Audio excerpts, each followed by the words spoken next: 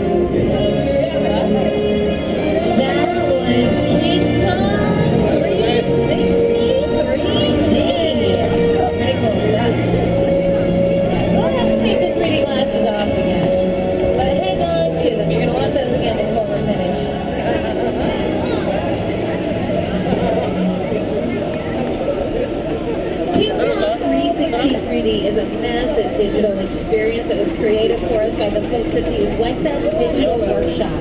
That's Peter Jackson's crew down in New Zealand. They helped Peter Jackson bring King Kong back to life. They worked with him on the Lord of the Rings movies and the Hobbit trilogy. They helped James Cameron out with Avatar. And they built this attraction just for us. With a project like the Studio Tour, the audience is in the middle of the environment. They're looking in all directions. There's creatures coming at them. They're seeing Kong from this side and the T-Rexes from the other side. Working on a movie, we always know what people are looking. They're looking straight ahead. They're looking at the shot that we're working on. Here you have to take into account that people are looking in all directions. Also, one of the things about this ride, unlike the movies that we're used to working on, there's no cuts. Because it's one giant shot, this tram that's driving along through Skull Island is where the camera's from. This ring represents where the screen is 10 meters away. We're really creating about 50 minutes of a feature film. That amount of visual information, that number of pixels, and presenting them to the audience, it's a hell of a ride.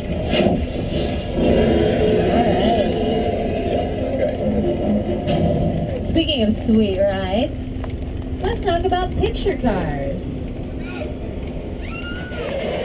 Anytime you see a vehicle on screen, we call it a picture car because it's a car that's in the picture. We saw a couple of picture cars down in our metro area getting ready for some upcoming filming. But sometimes these picture cars are really important to the story. It can be almost like having another actor up on screen. And sometimes these cars end up almost as famous as the stars that are driving them. So we like to keep a few of our more recognizable cars out here on our lot, just to show them off as part of the tour.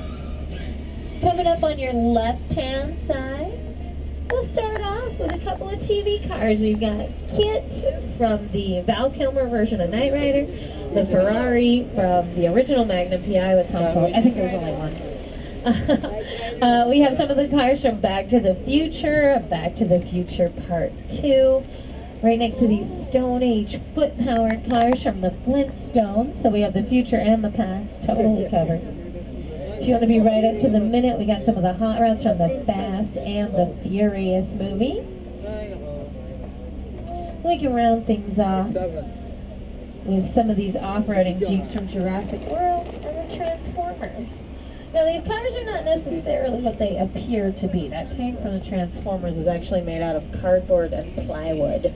So don't take it into battle. It won't protect you. When we're making a movie, all we care about is the picture. As long as it looks good, we don't need things to work the way that they would in the real world. The same with our buildings. They're all just facades. And then the cars, a lot of the time, they don't have engines in them. We don't want them. They're too noisy. A lot of the cars you see on screen might be miniatures. Sometimes we cut them open to see inside. And that's especially true if they're custom made in the first place. I need the young man in car 3 to have a seat. Thanks, buddy. All the cars from Jurassic Park were custom made. To Jurassic Park. Thanks, Grandpa. Jurassic Park, one of Universal's greatest franchises. We brought it back a couple of years ago with Jurassic World, but things always go wrong, you know. What a mess. Look at this guy. He's got 2 margaritas. He's not leaving them. He's taking them with him. He's my favorite. You know who that is? That's Jimmy Buffett. Like, no joke. He was really in the movie. And you know where he got the margaritas? Margaritaville. Of course. Where else? You guys can go to Margaritaville if you want to. We got one up on City Walk. You can head on up there anytime. It's always 5 o'clock somewhere. Have yourself a margarita. You don't have to fight off dinosaurs. Oh no! It's a dinosaur attack! Save the margarita! Oh no! Okay. Alright, oh, that's fine. It's alright. The dinosaur is these over here made out of styrofoam. It's all good. Nothing's real. Not even the weather. If you're watching a movie, you see rain or fog or snow on screen, that means the film crew is making those weather effects happen. And that's actually really easy to do. It's very easy to create weather for the movies, but it means when we're here on the tour, we always need to check our backlot weather report with Al Roker. Hi everybody, here's today's forecast for the Universal Backlot. It's going to be sunny and dry at 6 Points, Texas. Cool and cloudy in Little Europe. Expect snow and sleet on New York Street. And we've got a high chance of fog and precipitation for Skull Island, Amity Island, and Isla Nublar. That's your forecast for today. Now here's a look at what's going on in your neck of the lot. Alright, well in our neck of the lot we got a thunderstorm. The thunder is a pre-recorded sound effect. We just play the speakers around the hillside. The lightning we do with flashing strobe lights.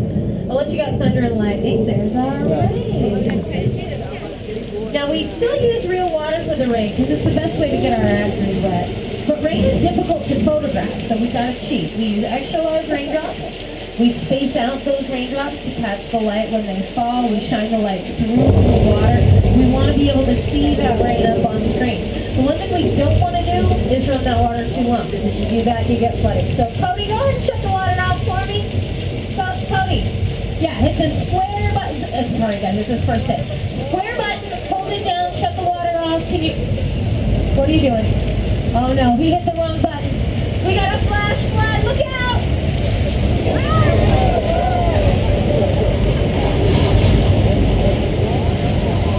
Yeah, we did the flood on purpose.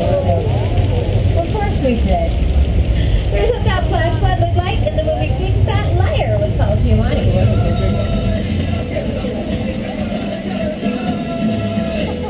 You can't outrun the wolf, kid! Yeah, we'll see about that. Funny